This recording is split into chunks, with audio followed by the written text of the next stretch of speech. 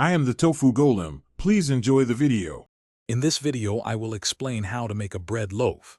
First, let's gather our simple ingredients.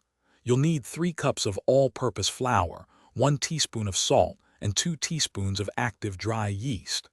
Don't forget 1 cup of warm water, ideally between 105 and 115 degrees Fahrenheit, and 1 tablespoon of sugar. Having everything at room temperature helps the yeast activate properly, ensuring a perfect rise for your delicious homemade bread. Now let's get our dough started. In a large bowl, combine the warm water, sugar, and yeast. Let this mixture sit for about 5 minutes until it becomes foamy, indicating the yeast is active. Next, add the flour and salt. Once combined, turn the dough out onto a lightly floured surface and knead it for 8 to 10 minutes. You'll know it's ready when it's smooth, elastic, and passes the window pane test. After kneading, it's time for the first rise. Lightly grease a bowl, place your dough inside, cover it, and let it proof in a warm spot for 1 to 1.5 hours.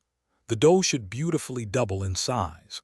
Once risen, gently punch it down to release the air.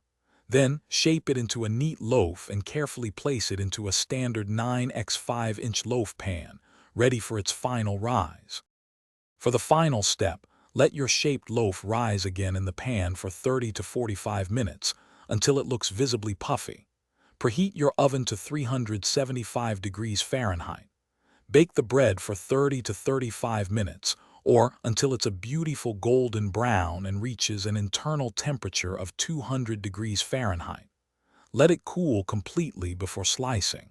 And hey, while you're waiting, check the description for a link to little trees, black ice, and other great deals. Thanks for watching. Consider subscribing if we helped you today.